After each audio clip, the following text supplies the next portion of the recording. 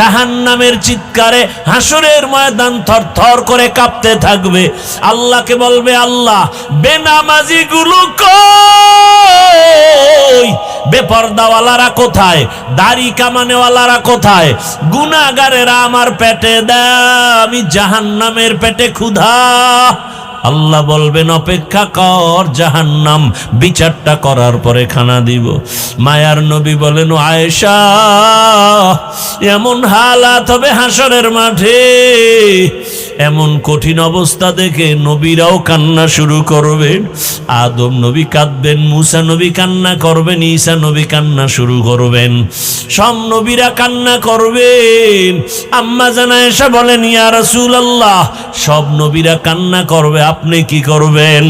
আল্লাহর নবী বলেন, আমি এক পর্যায়ে কান্নায় সিজদায় পড়ে যাব, রবের মাকামে মাহমুদ,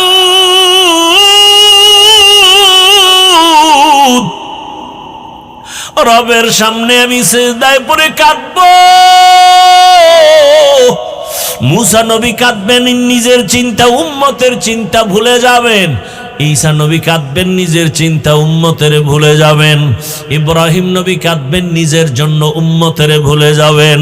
মায়ার নবী বলেন, আমি কান্না করে একবারও নিজের কথা বলবো না, আমি বারবার বলবো, আল্লাহ আমার উম্মত, আমার উম্মত, আমার উম্মত, একটা উম্মত যেন জাহান্নামে না যায়। আমি রহমতের নবী সহ্য করতে পারবো না রে আল্লাহ। আমার আল্লাহ বলবেন, নবী কাঁদবেন না, মাথা উঁচু করেন, আর আপনার উম্মত গুলো ধরে ধরে জান্নাতের দিকে নিয়ে যান। আম্মা জান আয়েশা বলেন, আপনি কি করবেন? নবী বলেন, আমি উম্মত গুলো ধরে ধরে জান্নাতের পথের দিকে নিয়ে হাউজে কাউসারের পানি পান করাবো। আম্মা জান বলেন, এত কোটি মানুষের মধ্যে চিনবেন কি করে মুসা নবীর উম্মত, ঈসা নবীর উম্মত, আপনার উম্মত চিনবেন কি করে? মায়ার নবী বলেন, দুনিয়াতে আমার উম্মতেরা যারা ওযু বানাইয়া 5 বেলার নামাজ আদায় করেছে, কিয়ামতের ময়দানে তাদের ওযুর জায়গাগুলো নূরের আলোতে চমকাইতে থাকবে।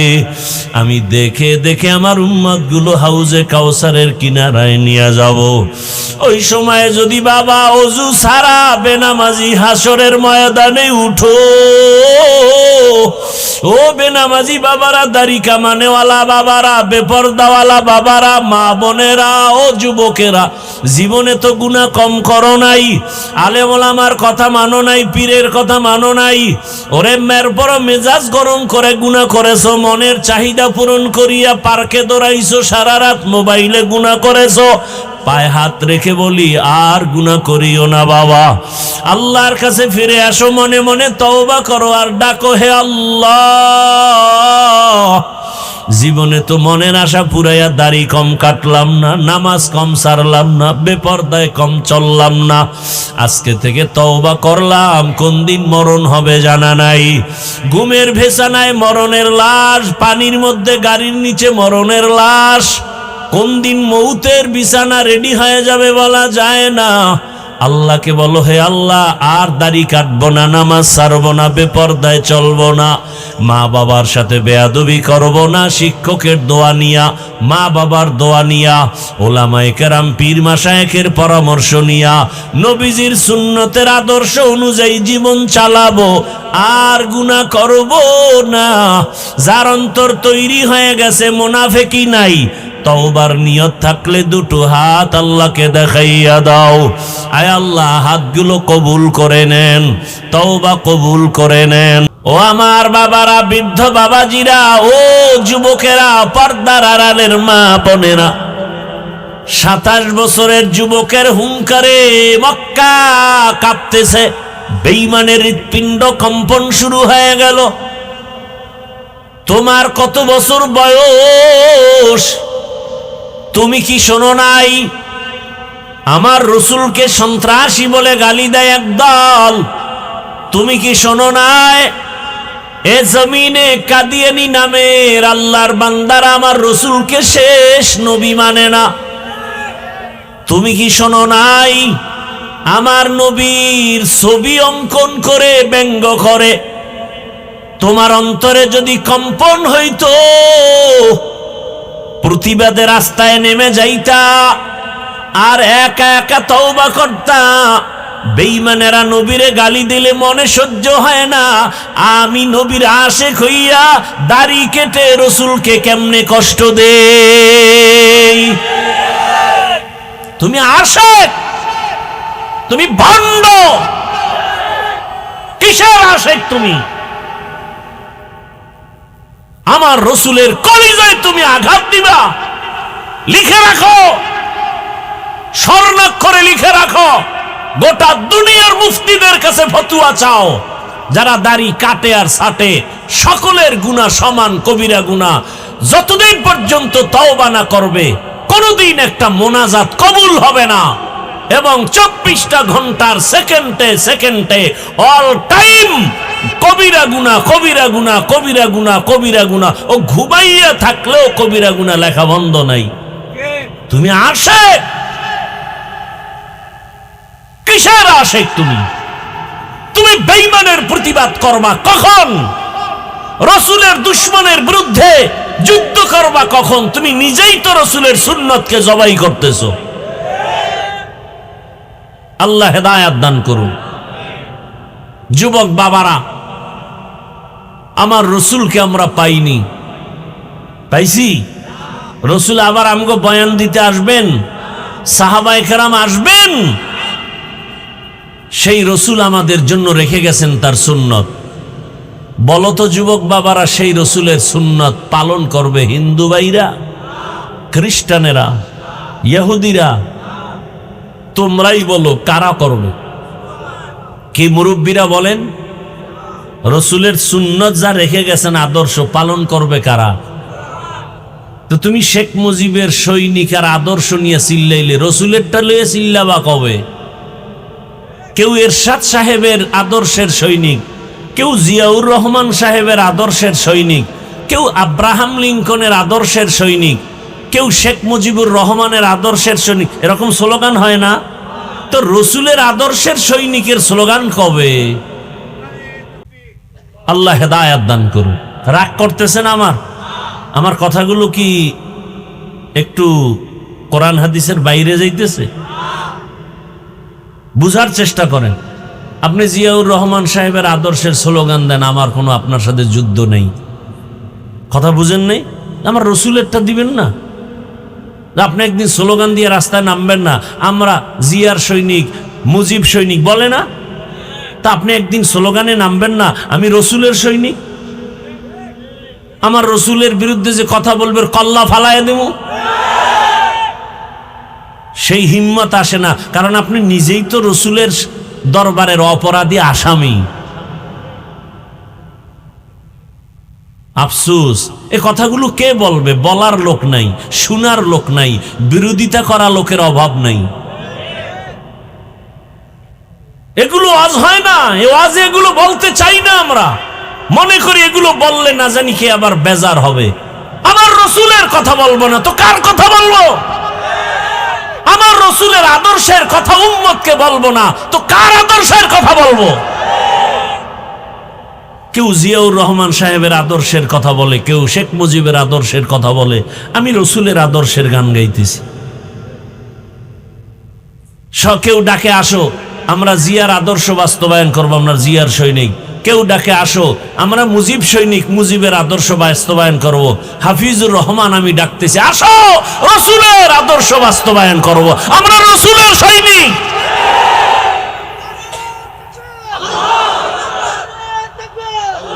ভাইরা আমার, বেজার হইছেন নি মুরব্বীরা? হ্যাঁ, উল্টাও তো অনেকে বুঝতে পারে। ভাই আপনার দাওয়াত, আলহামদুলিল্লাহ। আপনার বাড়ি, কয় নাউজুবিল্লাহ। উল্টা বুঝে তো উপায় কি?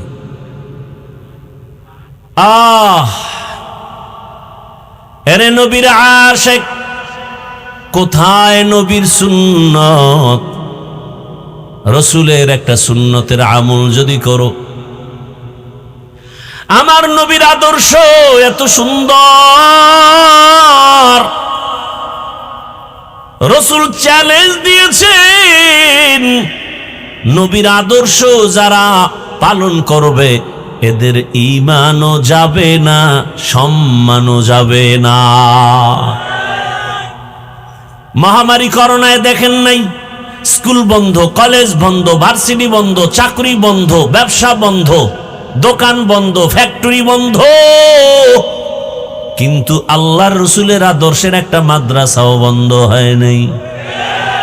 বানায় বলতেছি, জিন্দেগি মে বন্দগি তু করনা হে, जिंदगी में बंदगी तू करना है, जिंदगी बे बंदगी शर्मिंदा है, जिंदगी बे बंदगी शर्मिंदा है। यहाँ हम सब मुसाफिर दिल ना लगा, अहले दिल की नजर से रूह करता जा, शाह दौलत सब फकीर घर नेक ने है, शाह दौलत सब फकीर घर नेक नहीं, जिंदगी में बंदगी तू करना है, जिंदगी में बंदगी तू करना है, जिंदगी बे बंदगी शर्मिंदा है, जिंदगी बे बंदगी शर्मिंदा है। जिंदगी में बंदगी कुन बंदगी, बंदगी बे जिंदगी शर्मिंदगी। আমি কি কোনো দলের বিরুদ্ধে বলছিনি? পেস্টাস লাগায়েন না কিন্তু, খবরদার। এই জাতিরে বড় ভয় পাই, বাংলাদেশি তো, বাঙালি জাতি, জিহাদ জিহাদ জিহাদ চাই, পুলিশ দেখলে কেউ নেই। আল্লাহ হেদায়াত দান করে। আমার কথাগুলো বাস্তব না অবাস্তব? ভাই, আপনি জিয়ার সৈনিক কয়া স্লোগানে রাস্তায় নামছেন, মুজিব সৈনিক, হ্যাঁ, জিয়ার সৈনিক, এরপরে এরশাদের সৈনিক। আপনি বলেন, সেটা আপনার জবাব আল্লাহর কাছে আপনি দিবেন, আমার এখানে কোনো আপনার সাথে তর্ক নাই। কিন্তু আমার দাবি হলো, আরে ভাই, কয়দিন এই দুনিয়া, কয়দিন? আজকে বিএমপির চেয়ারপারসন মুমূর্ষু অবস্থায় আছে, এক এক করে সব চলে যাব। ওই গত শুক্রবার ওসমান হাদি নামের এক বাংলাদেশের সন্তান গুলিবিদ্ধ হয়েছে, বাঁচবে কিনা আশঙ্কাজনক। বডি একদিকে, মাথার খুলি আর একদিকে। কিসের বাহাদুরি করি? দিল থেকে ভালোবাসার আদেশ নিয়ে বলি, রে বাবা, কারো উপরে আক্রমণের নিয়ত নাই। আমার অন্তরে দুঃখ, তুমি জিয়ার সৈনিক বলে চিৎকার দিয়া জমিনটারে গরম বানায় দিলা, মুজিব সৈনিকের স্লোগান দিয়া জমিনটা গরম করেছ, এরশাদের সৈনিক বলে তুমি জমিনটা গরম করেছ। কোন দিন তুমি একদিন একটু স্লোগান দিয়া রাস্তায় বের হয়ে বলবা, আমি মদিনার সৈনিক, আমি রহমতের নবীর আদর্শের সৈনিক, আমার রসুলের আদর্শ ওই জমিনে বাস্তবায়ন করব। আমার রসুলের আদর্শের বিরোধিতা যারা করবা, যে কেউ হও না কেন, আমি তার সাথে কখনো আপোষ করতে পারবো না। तुको जाओ सुन्नते अहमद को जा, বা মুহাম্মদ কাইবুয়াদ নিসবত তোরা মান আহাব্বা সুন্নতি কৌলে রসুল মর্দায়ে কানা মাই হাম কুন কবুল। দুনিয়ার সবাইকে বেজার করা যাবে, কাকে বেজার করা যাবে না? ও আমার কলিজার যুবক, আমি যে বয়ান করতেছি একবারও কিন্তু বলি নাই সবাই আমার মতো হুজুর হয়ে যাও, বলছি? একবারও বলি নাই স্কুল ছেড়ে মাদ্রাসায় যাও, একবারও বলি নাই তুমি তাবলিগে যদি না যাও জাহান্নামে যেতে হবে, পীরের কাছে যদি না যাও জাহান্নামে যেতে হবে, বলি নাই। বরং আমি টাচ করি, যুবক বাবা, আমার দিল চায় তুমি ডাক্তার হও, ইঞ্জিনিয়ার হও, প্রফেসর হও, ওসি হও, ডিসি হও, এসপি হও, তুমি র্যাব, আর্মি, পুলিশ, বিডিআর হও, তুমি চাকরিজীবী হও, ব্যবসায়ী হও, তুমি একজন মেম্বার, চেয়ারম্যান, এমপি হও, তবে দাবি একটা, আমার বেয়াদব হইও না। কি হইও না? লিকুল্লি শাইইন যিনাতুন ফিল ওয়ারা ওয়া যিনাতুল মারই তামামুল আদাবি আজ খুদা খাহি মে তৌফিক আদব বে আদব মাহরুম গাশত আজ ফজলে রাও। বেয়াদব হইও না, কথার ব্যাখ্যা কি ভালো করে বুঝো রে বাবা। অনেক যুবক বলতে পারো, হাফিজ ভাই ডাক্তার হব, ইঞ্জিনিয়ার হব, বেয়াদব হব না, তার ব্যাখ্যা কি? ভালো করে শুনো, 3 জায়গায় বেয়াদবি করবা না। যদি করো খোদার কসম মরার আগে তুমি ধ্বংস হয়ে যাবে। কয় জায়গা? 1 নম্বরে মা বাবা। মা বাবার সাথে বেয়াদবি করা যাবে না। যদি মা বাবার সাথে খারাপ আচরণ করো, আর মা বাবা যদি নিঃশ্বাস ফেলে বলে আহ, খোদার কসম ধ্বংস শুরু। দ্বিতীয় জায়গা তোমার শিক্ষক। আমি হাফিজুর রহমান এখানে বয়ান করি চট্টগ্রামের এই দেশে, বঙ্গোপসাগর কুয়াকাটা থেকে চলে আসছি। আমার আব্বা আম্মা কলিজা ভরে চোখের পানি আর দোয়া করেছেন, সম্মানের চেয়ার পেয়েছি, কিন্তু আমার মা বাবা আমাকে বয়ান শিখান নাই। আমার ওস্তাদ আমাকে ধরে ধরে বয়ান শিখাইছেন, কোরআন হাদিস শিখাইছেন। অতএব শিক্ষকের সাথেও কখনো বেয়াদবি করা যাবে না। যদি শিক্ষকের সাথে বেয়াদবি করো আর কখনো নিঃশ্বাস ফেলে দে, তোমার ধ্বংস শুরু হয়ে যাবে। 3 নাম্বার জায়গা উলামায়ে কেরাম, পীর মাশায়েখ, আল্লাহ ওয়ালা যারা, এদের সাথে বেয়াদবি করবা না।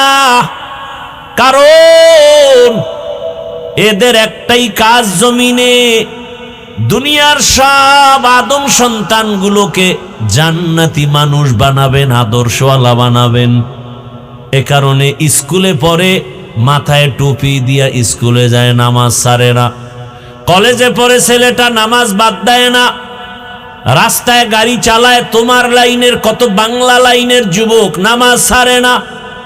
মিথ্যা বলছি? তোমার কপালে কার বরদোয়া লাগছে, তুমি পারো না কেন?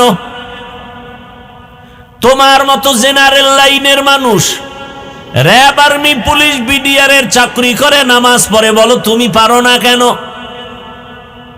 তোমার লাইনের যুবক কৃষি কাজ করে নামাজ পড়ে, নদীর মধ্যে মাছ ধরে নামাজ পড়ে, তুমি পারো না কেন রে বাবা? তোমার জেনারেল লাইনের মানুষটা জীবনে বাংলা মাদ্রাসায় আলিফ বা তা পড়ে নাই, সেই মানুষ ড্রাইভারি করে নামাজ পড়ে, নদীর মধ্যে কাজ করে নামাজ পড়ে, সিমেন্ট ফ্যাক্টরিতে সিমেন্ট টানে কষ্ট করে নামাজ ছাড়ে না। বলো বাবা তুমি পারবা না কেন? আমার আল্লাহর কথা কি মিথ্যা মনে করেছো রে বাবা? ও ব্যবসায়ী বাবারা, আপনাদের মতো ব্যবসায়ীদের মাঝে কি নামাজি নাই? আপনারা পারেন না কেন? ও চাকুরিজীবী বাবারা, আমার তো জানা মতে এই জমিনে এমন ডাক্তার, ইঞ্জিনিয়ার, প্রফেসর আছে, ওসি, ডিসিএসপি আছে, একক তো নামাজও ছাড়ে না, হারাম টাকাও খায় না। নাই? এরে আল্লাহর গোলাম, অতএব তুমি ডাক্তার হও, আদর্শবান ডাক্তার হইও, আদর্শবান ইঞ্জিনিয়ার হও। আর দুনিয়াতে শ্রেষ্ঠ আদর্শ রহমাতুল্লিল আলামিনের আদর্শ। এজন্যই তো আল্লাহ বলেন, ওয়ামা খালাকুতুল জিন্না ওয়াল ইনসা ইল্লা লিয়াবুদুন।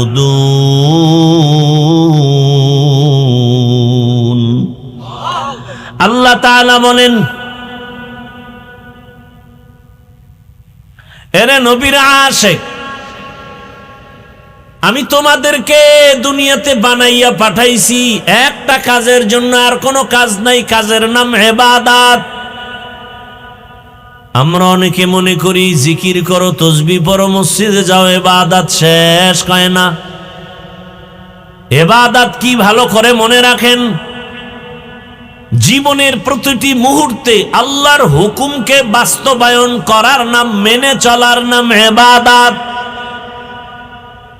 জীবনের প্রতিটি ক্ষেত্রে কার হুকুম?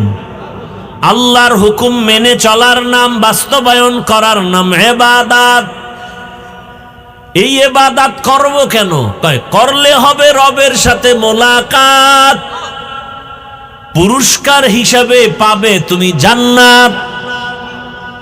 বলে কোন সিস্টেমে করব? আদালত চলে না, নিয়ম ছাড়া কোনো কাজ চলে না। ইবাদতটা কোন নিয়মে করবা? একটাই মাত্র নিয়ম, রাহমাতুল লিল আলামিনের আদর্শ। নবীর আদর্শে হাসো, সওয়াব। নবীর আদর্শে কান্না করো, ইবাদত আর সওয়াব। নবীর আদর্শ মেনে ব্যবসা করো, ইবাদত। নবীর আদর্শ মেনে চাকরি করো, ইবাদত। নবীর আদর্শ মেনে তুমি ঘুমাও, ইবাদত। নবীর আদর্শ মেনে বাজারে যাও, ইবাদত। নবীর আদর্শ মেনে তুমি খানা খাও, ইবাদত। নবীর আদর্শ মেনে বাথরুমে যাও, ইবাদত। নবীর আদর্শ বাদ দিয়া নামাজ পড়বা, ইবাদত হবে না। নবীর আদর্শ বাদ দিয়া রোজা রাখবা, ইবাদত হবে না।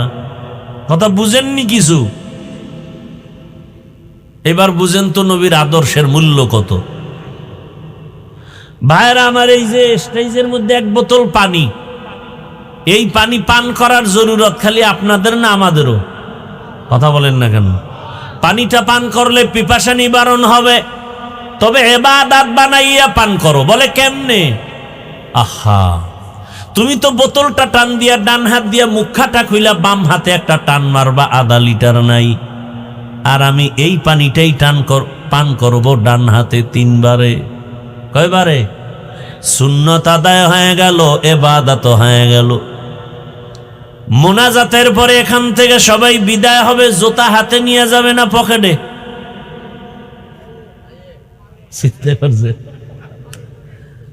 হুশ নাই, জুতা কিতে নিবেন? পায়। রসুলের আদর্শ মতো জুতা পরেন। বলে কেমনে? এই সাফার জোরে আশেক দাবি করলে হবে? এই যা কই এটি মানো, তাহলে হাসরের ময়দানে রসুল সুপারিশ করবে। চালাকি জীবনে কম করো নাই বাবা। বহু চালাক ল্যাংটা হয়ে রাস্তায় ঘুরে, পাগল।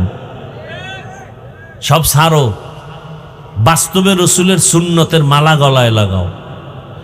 জুতা পরবা রসুলের আদর্শ অনুযায়ী, ডান জুতায় ডান পা আগে দাও, এরপরে বাম পাটা বাম জুতায় দাও। দোনো জুতা যখন দোনো পাও ঢুকে গেল, এবার যখন কদম দিবা, বিসমিল্লাহ বলে ডান পা দিয়া কদম শুরু করো। সুন্নত। কোন পা আগে যাবে? ঘরে ঢুকবা ডান পা দিয়া, রসুলের আদর্শ, সুন্নত, ইবাদত। ঘর থেকে বের হইয়া কোথাও যাবা, ডান পা আগে দিয়া বের হও, সুন্নত। মানলে সুন্নি, না মানলে ভণ্ড। ভাইরা আমার, ভালো করে বুঝো। এখন আপনারা বাসায় গিয়া ফ্রেশ হবেন, ফ্রেশ হবে না? অনেকে ফ্রেশ হবে। ফ্রেশ হবে কেমনে? ওয়াশরুমে গিয়া, ওয়াশরুমে ঢুকে ফ্রেশ হবে। কি করবে? চেহারাটা ধুইবে, হাত ধুইব, পা ধুইব, খালাস। আমিও কিন্তু ফ্রেশ হব। আমি চেহারাটার চুলের গোড়া পুরাটা ধুয়ে নেব, হাতের কোনু পর্যন্ত ধুইব, পায়ের গিরা পর্যন্ত ধুয়ে নিব। আমার ফ্রেশ হবে, অজু হয়ে যাবে, সওয়াব হয়ে যাবে। কথা বুঝেন নাই? তাহলে ইবাদত বানায় করেন। আহা, রসুলের আদর্শ মানতে কি কষ্ট নাকি? অনেক সহজ। মাথায় টুপি পরবেন, দেখতেও সুন্দর, মাথা ঠান্ডাও থাকবে। এক দলকার টুপি পরলেই নাকি মাথা গরম হয়। মাথা কেটে ফেলো, এই মাথা রেখে লাভ কি? না, টুপি হালাই দেবো, মাথা হালাম। ভাইরা আমার, রাতের বেলা ঘুমাও, অজু করে ঘুমাও, ডান কাতে ঘুমাও, দরুদ শরীফ পড়ে পড়ে ঘুমাও। যদি দরুদ পড়ে পড়ে ঘুমাও, আল্লাহর নাম নিয়ে ঘুমায়া যাও, তুমি ঘুমাইবা কিন্তু ফেরেশতারা শুধু সওয়াব লিখবে, দরুদ আর জিকিরের সওয়াব। একটুখানি নেকের তরে রোজ হাসরের মাঠেতে, বাবা ঘুরবে ছেলের পিছে, ছেলে বাবার আগেতে। আহাতে মন কঠিন দিনেতে, নামাজ তোমায় ভুলবে না, ঠিক মতো পড়িলে নামাজ জান্নাত তোমার ঠিকানা। ঘুমের চেয়ে নামাজ ভালো, আর তুমি ঘুমাইও না, ঠিক মতো পড়িলে নামাজ জান্নাত তোমার ঠিকানা। আমার প্রাণের ভাই বোনেরা, জলদি করে উঠে যাও, অজু করে তাড়াতাড়ি নামাজ পড়তে লেগে যাও। আহা, নবী বেনামাজির শাফাআত করিবেন না, ঠিক মতো পড়িলে নামাজ জান্নাত তোমার ঠিকানা। ঘুমের চেয়ে নামাজ ভালো, আর তুমি ঘুমাইও না, ঠিক মতো পড়িলে নামাজ জান্নাত তোমার ঠিকানা। ইবাদত হবে কার আদর্শে? নবীর আদর্শ মতো নামাজ পড়স, ইবাদত। নবীর আদর্শ বাদ দিয়া নামাজ পড়বা, ইবাদত হবে না। একজনে মাগরিবের নামাজ 3 রাকাত ফরজে পেরেশান হয়ে গেল, বেজোর পরে লাভ কি? আরো 2 সেজদা আল্লাহকে দিয়া আল্লাহরে রাজি কইরা 4 রাকাত বানাই, জোর হবে? চালাকি করলে নামাজ হবে? কেন হবে না? বলে রসুলের আদর্শের মধ্যে নাই।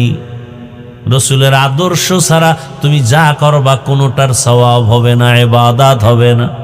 নবীর আদর্শ এত সুন্দর, মক্কার মানুষ ছিল বড় লম্পট, বড় চরিত্রহীন, এত খারাপ। মাত্র 13 বছর রহমতের নবীর আদর্শ পাইয়া তারা এত দামি হয়ে গেল। জিব্রাইল আমিন আল্লাহকে যাও নবীর কাছে লিস্টি দিয়া দেও, 10 জনের নাম দিয়া দিলাম, এরা বিনা হিসাবে জান্নাতি। রহমতের নবীর আদর্শের কারণে মক্কার চূড়ান্ত চরিত্রহীন মানুষগুলো জান্নাতি হয়ে গেল। আপনাদের ইতিহাস জানা থাকলে বলেন, নবী যেই মানুষগুলোকে এত তাড়াতাড়ি জান্নাতি বানায় দিলেন, বেতের বাড়ি লাগছে কয় হাজার, গালি দিছেন কত শত। আহা, কেমন মায়ার নবী আমার! হায়াতের কোন এক মুহূর্তে জীবনে কাউকে একটা গালি দেন নাই। চিনেন নবীরে? চিনেনি না নবীরে? হুদা লাফাইতেছেন, নবীরে চিনেন না? কেমন নবী আমার! রহমতের নবী জীবনে কোনো দিন একটা গালি তো দিবেন দূরের কথা, হাজারো গালি শুনছেন, জবাবও দেন নাই। কেমন রহমতের নবী কোনোদিন একটা মিথ্যা কথা জীবনে বলেন নাই। এমনকি নবীজি চোখ মোবারক গরম করে কারো দিকে তাকান নাই, কারণ আমার নবী যদি চোখ দুইটা গরম করে কারো দিকে তাকান, সাথে সাথে পুরিয়া ছাই হয়ে যাবে। কারণ আমার নবীর চোখ মোবারকে এই পরিমাণ পাওয়ার লাগানো। রহমতের নবীর সুন্দর ব্যবহার, কাফের গুলো সব আমার নবীর কাছে এসে মাথা নত করেছে। ও নবীর আশিক, ও পর্দার আড়ালের মা বোনেরা, আপনাদের সন্তানদেরকে অনেক বয়ান শুনায় গেলাম।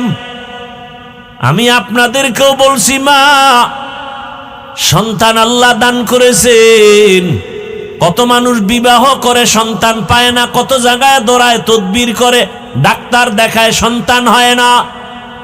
আল্লাহ আপনাদের সন্তান দান করেছেন। অনুরোধ করে গেলাম, একটা আদর্শ সন্তানের মা হয় কবরে যাইয়েন। সন্তানটাকে ডাক্তার বানাবেন, বাধা নাই। ইঞ্জিনিয়ার বানাবেন, বাধা নাই। তবে আদর্শবান বানাইয়েন। আদর্শবান ডাক্তার হবে, কোরআন পড়বে, রুগী দেখবে, নামাজ পড়বে, মা বাবার জন্য দোয়া করবে। ও আম্মা জান, আরে আদর্শ সন্তান বানাতে হলে আপনাকে আদর্শওয়ালা হতে হবে আগে। কারণ গাছ ভালো হলে ফল ভালো হয়, মা বাবার আদর্শ ভালো হলে সন্তানের আদর্শ ভালো হয়। এরে আম্মা জান, আপনাদের মায়ের সন্তানই তো এই জমিনে কত বড় বড় ডাক্তার, বড় বড় ইঞ্জিনিয়ার, বড় বড় প্রফেসর, ভালো ভালো প্রফেসর মায়ের সন্তান। আপনার মতো মায়ের সন্তানই তো এই জমিনের বড় পীর আব্দুল কাদের জিলানী। আপনার মতো মায়ের সন্তানই তো এ জমিনের বড় কুতুবুল আলম খাজা মুঈনুদ্দিন চিশতি আজমিরি। এই জমিনের বড় দামি সন্তান চট্টগ্রামের জমিনে, যার নাম মানুষ বিধর্মীরাও নেয়, শাহ আমানত। আপনার মতো মায়ের সন্তানই তো এত দামি। শাহজালাল, শাহপরান, আপনাদের মতো মায়ের সন্তান। আপনি পারেন না কেন রে মা? আপনার মতো মা কি এলাকায় নাই? বেপর্দায় চলে না, নামাজ ছাড়ে না, মোবাইলে সময় নষ্ট করে না, স্বামীর মাল হেফাজত করে, এমন মা নাই? ভিন্ন মাকে বলি, ও বোনেরা, আপনারা কেন পারেন না? কেন মার্কেটে দৌড়াইয়া নিজের সৌন্দর্যটাকে নষ্ট করেন?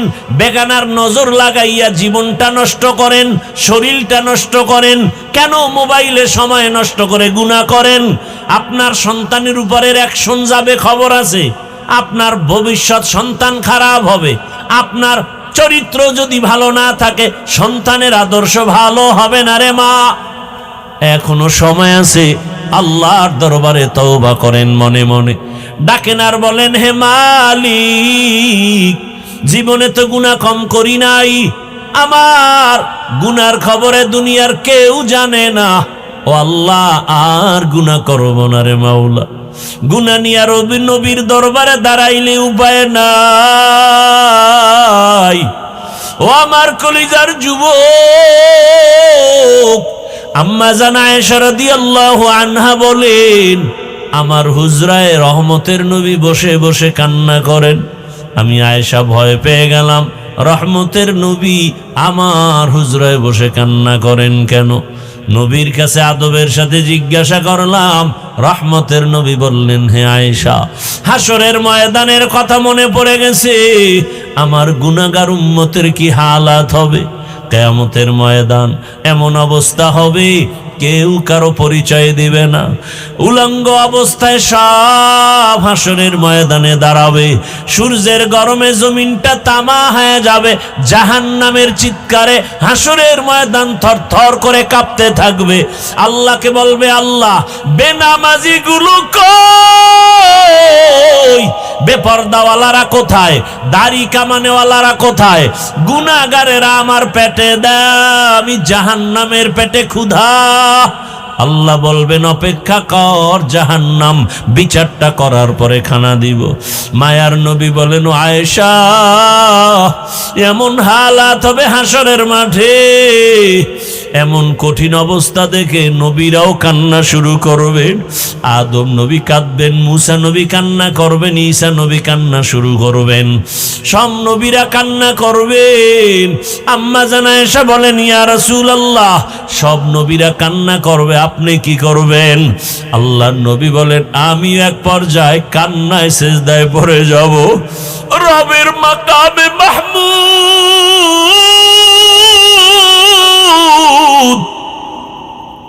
রবের সামনে আমি সিজদায় পড়ে কাঁদবো। মুসা নবী কাঁদবেন, নিজের চিন্তা উম্মতের চিন্তা ভুলে যাবেন। ঈসা নবী কাঁদবেন, নিজের চিন্তা উম্মতের ভুলে যাবেন। ইব্রাহিম নবী কাঁদবেন, নিজের জন্য উম্মতের ভুলে যাবেন। মায়ার নবী বলেন, আমি কান্না করে একবারও নিজের কথা বলবো না, আমি বারবার বলবো, আল্লাহ আমার উম্মত, আমার উম্মত, আমার উম্মত, একটা উম্মত যেন জাহান্নামে না যায়। আমি রহমতের নবী সহ্য করতে পারবো না রে আল্লাহ।